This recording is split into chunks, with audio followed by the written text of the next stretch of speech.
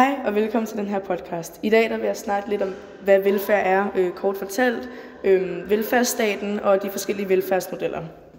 Det første, jeg lige fundet frem til, hvad velfærd er, kort sagt, vil det sige, at individets mest ønskværdige vilkår for daglig trivsel. Hvad man bruger velfærd til, er jo for at give lige muligheder og holde balance mellem borgerne i samfundet. I velfærdsstaten er der jo brug for en ret stor finansiering, altså hvor kommer pengene fra? Fordi det betaler jo for skoler, hospitaler, biblioteker, anlæggelser som veje, broer. Det er f.eks. også staten, som betaler løn til alle offentlige ansatte som skolelærer, pædagoger, læger, tandlæger, hjemmehjælpere osv. De penge, der bliver brugt til at finansiere alt det, er vores skatter og afgifter. Hvorfor er velfærd godt i et samfund? Fordi velfærd er med til at skabe muligheder for os alle sammen og give os en ret god balance.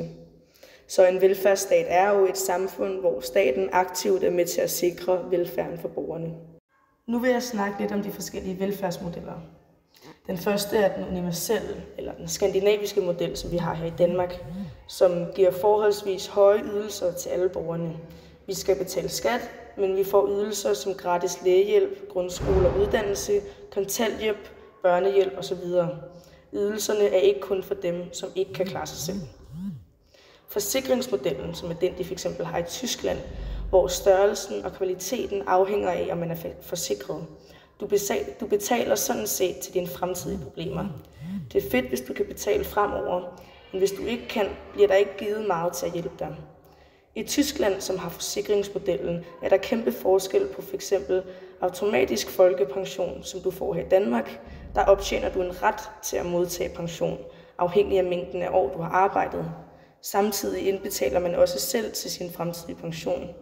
Den enkelte borger er derfor meget mere afhængig af deres arbejdstid, end det er i Danmark. Den liberale model, som der er i USA, hvor staten kun sikrer det absolut minimum af ydelser til det allermest trængende i samfundet. Du er din egen lykkesmed, som de siger. Hvis du ikke selv kan, er det bare ærgerligt. Den liberale model er på den måde kun sjov, hvis du er rig.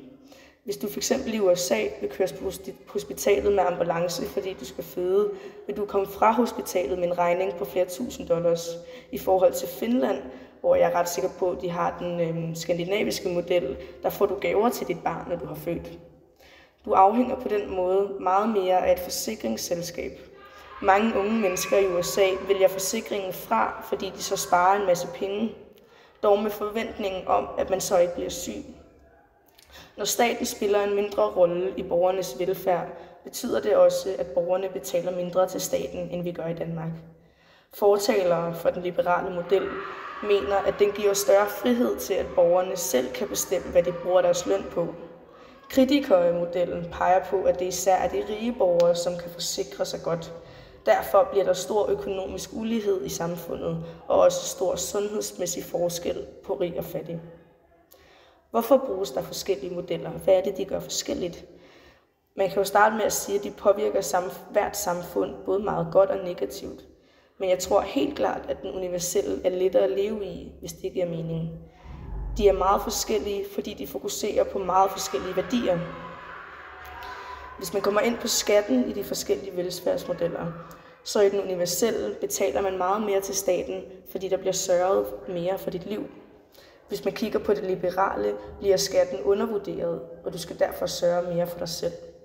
I min holdning, så vil jeg jo for eksempel sige, at jeg vil meget hellere bo i USA, hvis jeg allerede havde flere millioner af dollars. Men til forskel vil jeg jo så hellere gerne bo i Danmark, hvis jeg vil have mulighed for kontanthjælp, hvis det ender med at gå galt.